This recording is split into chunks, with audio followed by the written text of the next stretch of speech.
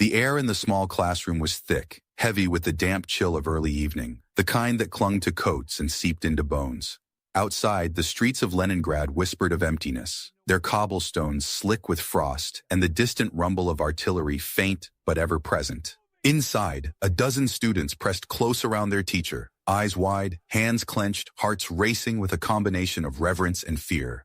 The teacher, a man whose voice had long been tempered by the careful cadence of state-approved lessons, now spoke in lowered tones, wary of invisible ears, of walls that seemed to hold memory as tightly as the secrets they contained. He recounted the winter of 1942, when the city had been on the brink of starvation, its civilians huddled in makeshift shelters, ration lines stretching like veins through the city. He described the soldiers in the Red Army, their faces pale from cold and hunger, moving through mud and snow with rifles clutched tightly, their eyes haunted by the echo of each fallen comrade. There was no heroic flourish here, only the grinding reality of men ordered to stand against an advancing Wehrmacht, where every choice carried the weight of death or survival. As he spoke, the students leaned in, straining to catch every detail, the flicker of candlelight painting anxious shadows across the walls. He told of officers who had been executed not for cowardice, but for misjudgment, and men sent to the front lines under impossible orders, their fates decided by a command structure more concerned with appearances than lives. The teacher paused, swallowing, and described the secret communications intercepted by Soviet intelligence, the hidden retreats, the improvised counterattacks, and the experimental armored units thrust into battle before they were fully ready. Each revelation carried a palpable tension, the kind that made the very air seem heavier, as though the classroom itself were a battlefield of conscience and memory. Outside, the muffled roar of artillery punctuated the stories, a grim soundtrack that bridged decades, making the past feel immediate. The teacher spoke of nights when silence was the only signal of danger, the moments before shells would crash, when a soldier's breath hung frozen in the air, waiting for impact. He painted the human dimension vividly, the fear etched into young faces, the fatigue that made limbs feel like lead, the fleeting courage summoned to hold a position for hours, or to rescue a wounded comrade from no man's land. In recounting these events, he did not soften the truth. The Red Army had faced failure, retreat, and moral compromise, and the civilians had endured reprisals and starvation, their suffering often hidden behind state narratives of victory. The students asked questions, careful and deliberate, aware of the dangerous curiosity that their inquiries might provoke.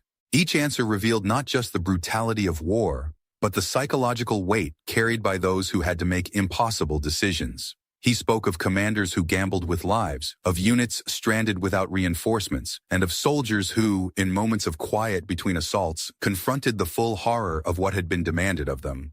The candlelight flickered as he described a young lieutenant watching his men fall one by one, making choices that would haunt him long after the fighting ceased, each decision a calculus of strategy, morality, and survival. The room was silent, except for the occasional creak of the floorboards or the distant echo of a train carrying munitions. The students could almost feel the frost creeping through the walls, the despair and exhaustion of those trapped in the siege, the relentless pressure of a world at war. They learned how orders from Moscow had arrived late, often incomprehensible, leaving officers to interpret intent under fire. They heard of partisan units moving in forests and villages, striking at supply lines, vanishing before retaliation could take them, leaving a trail of both hope and fear. Each story was a thread, weaving together a tapestry of human struggle, resilience, and the tragic consequences of ideological rigidity. By the time the teacher fell silent, the students sat in a subdued hush, each grappling with the enormity of what they had learned. They had been offered not lessons of triumph, but a glimpse into the hidden machinery of war, the sacrifices, the fear, and the moral compromises that official histories had erased. Outside, the wind whispered through the streets, carrying with it the echo of a world that had survived its darkest hours, yet never truly forgotten them. And as the candle guttered, casting long shadows across the room, it was clear that the stories of forgotten soldiers, civilians, and commanders would lead them further into the hidden realities of the Soviet wartime experience, toward the untold heroism and pivotal turning points that lay beyond the walls of the classroom, waiting to be revealed. The Eastern Front stretched endlessly, a vast theater of mud, snow, and steel, where the line between life and death was measured in hours, and the roar of artillery never truly ceased. Within this chaos, ordinary men and women were cast into extraordinary circumstances, their courage forged not in ceremony, but in the raw, brutal necessity of survival. Among the forgotten heroes were conscripts barely older than the students who had gathered in that shadowed classroom, facing not only the disciplined force of the Wehrmacht, but the relentless weight of hunger, frost, and exhaustion that gnawed at body and mind alike. In Stalingrad, families watched their sons and husbands disappear into the smoke and rubble, their letters arriving months later, if at all. Soldiers carved footholds in shattered buildings, barricading themselves in crumbling walls as shells tore through streets once alive with commerce and laughter. The young lieutenant, remembered by the teacher in whispers, had been just one of thousands, a figure lost in the immensity of the battle. Yet his actions, holding a strategic crossroads, rescuing civilians trapped by crossfire, rallying a demoralized platoon, became the fragile pivot upon which the larger fight teetered. There were no fanfares here, only the quiet persistence of human will against overwhelming odds. Beyond the city, in the forest near Kursk, partisan fighters struck swiftly from the shadows. Their operations, often dismissed in official records as minor harassment, delayed enemy reinforcements, sabotaged supplies, and, at critical junctures, reshaped the rhythm of entire campaigns. Every ambush was a gamble. A few men against many, armed with only determination, maps drawn by memory, and weapons scavenged from abandoned depots. Each success exacted a price in blood, and every failure was a lesson carved painfully into the landscape, leaving trails of frozen comrades beneath the snow, reminders of the ever-present cost of defiance. Commanders, both young and seasoned, navigated a labyrinth of strategy and survival. They balanced orders from distant headquarters against the immediate reality of battle, often improvising with whatever men and equipment remained. Decisions were made with little sleep, on maps scrawled in candlelight, with the constant knowledge that one misstep could unravel months of planning and doom hundreds. The human dimension of war, the fear, the hesitation, the flashes of courage in the face of certain death, was the true measure of victory, far beyond the statistics of tanks destroyed or territory gained.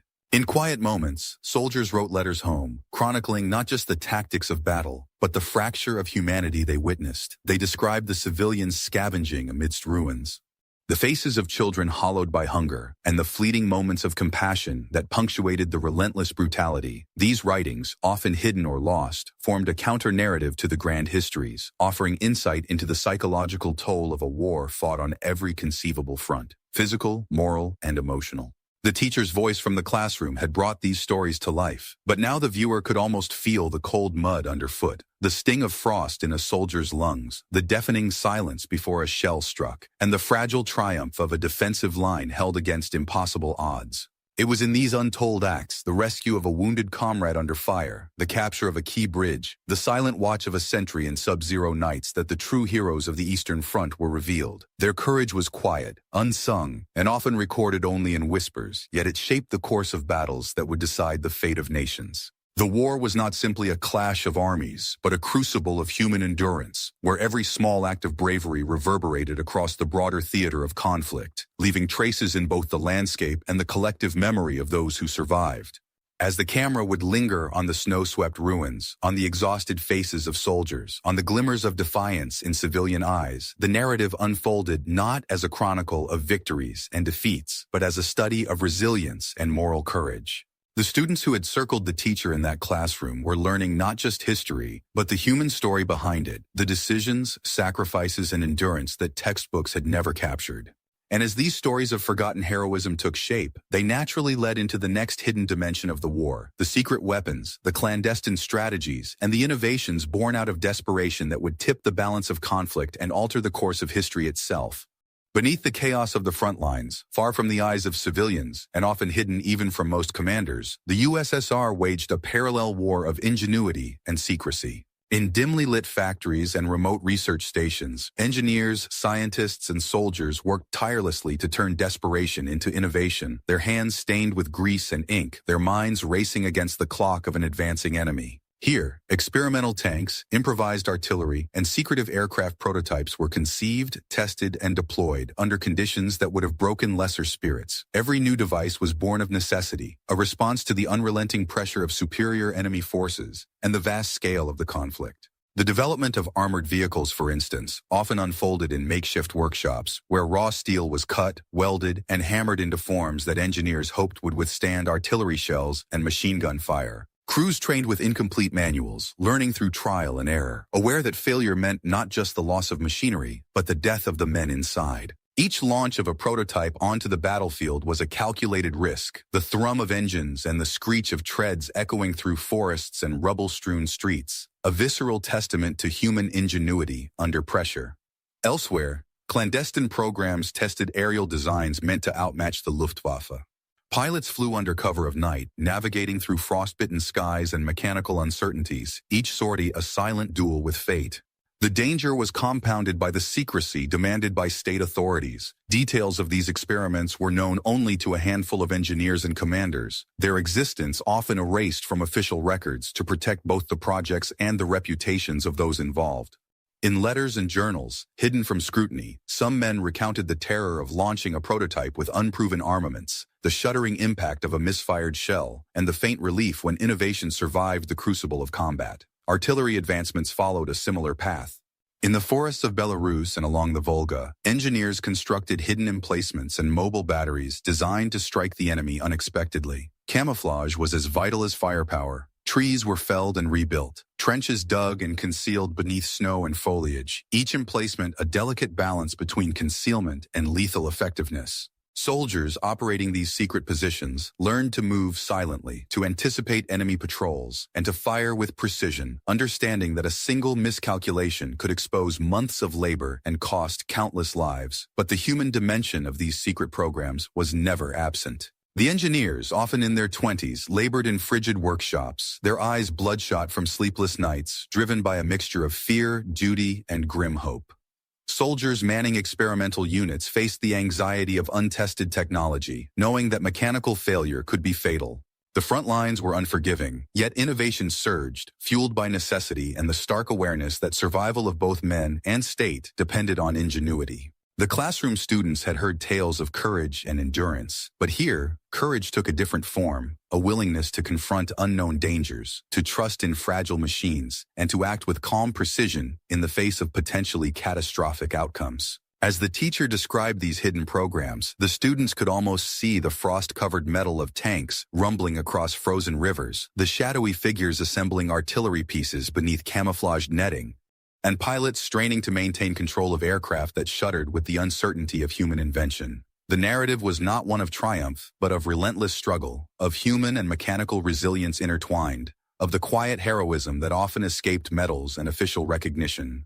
Each innovation was a lifeline, a fragile edge in the fight for survival, and every failure was a reminder of the razor-thin margin between life and death. And as the story unfolded, it became clear that these secret weapons and experimental strategies were more than mechanical marvels. They were the embodiment of human determination, improvisation, and courage. They set the stage for critical turning points, for moments when ingenuity could change the course of a battle or save countless lives. The students listened, rapt, understanding that the war was fought not just with numbers and orders, but with sweat, blood, and relentless creativity, and that the next revelation awaited them. The political decisions and strategic gambles that shaped the war behind the scenes, decisions that determined the fate of armies, cities, and entire nations. Beyond the roar of artillery and the shadowed corridors of clandestine factories, the war was guided by decisions made in offices far from the front, where maps, telegraphs, and brief reports dictated the fates of thousands. In Moscow, command meetings were tense and often silent, punctuated only by the scratch of pens on paper and the low murmur of aides relaying grim intelligence. Orders arrived at distant fronts with the weight of life and death, sometimes delayed, sometimes vague, leaving regional commanders to interpret intent amidst the chaos of battle.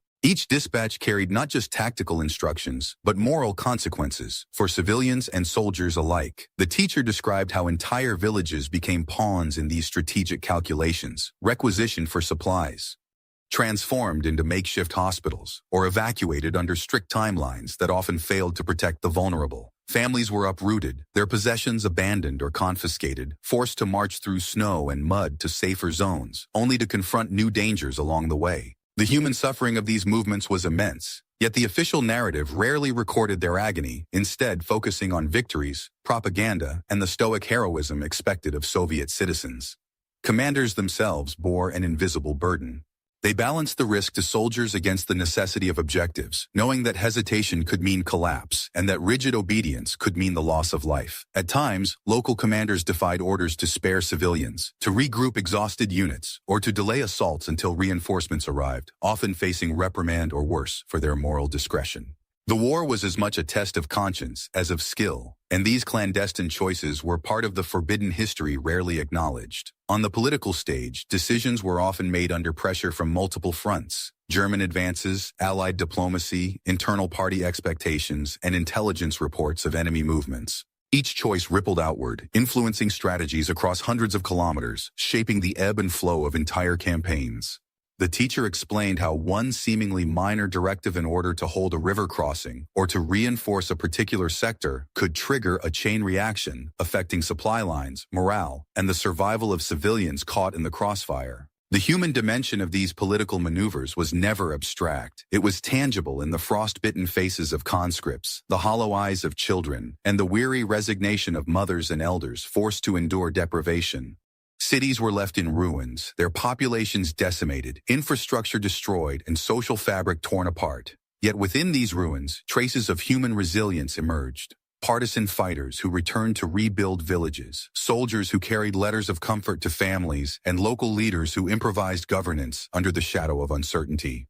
The teacher's voice conveyed the moral complexity of these moments, how ideology, strategy, and human compassion intersected in ways that were never simple, never neat, and rarely recorded in official accounts.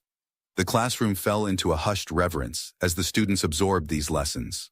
They had traced the war from the human struggle on the front lines, through the hidden heroism of soldiers and partisans, into the secret weapons forged in desperation, and now into the moral labyrinth of political and strategic decisions. They understood, in a visceral way, that history was not a sequence of dates and victories, but a tapestry woven from fear, endurance, creativity, and ethical compromise. The forbidden truths of the USSR during World War II were not just the stories of battles or weapons, but the stories of people, civilians, soldiers, and leaders, whose choices, sacrifices, and suffering were too often hidden from the record. And as the candlelight flickered in the shadowed classroom, the narrative hinted at the deeper currents of the war yet to be revealed. The personal stories of those who survived, the hidden documents that chronicled decisions once considered too dangerous to record, and the enduring echoes of a conflict that reshaped an entire nation. The students understood that the journey into the forbidden history of the USSR was far from over, and that each revelation carried with it not just knowledge, but the weight of empathy and remembrance, bridging the past with the present in a haunting continuum of human experience.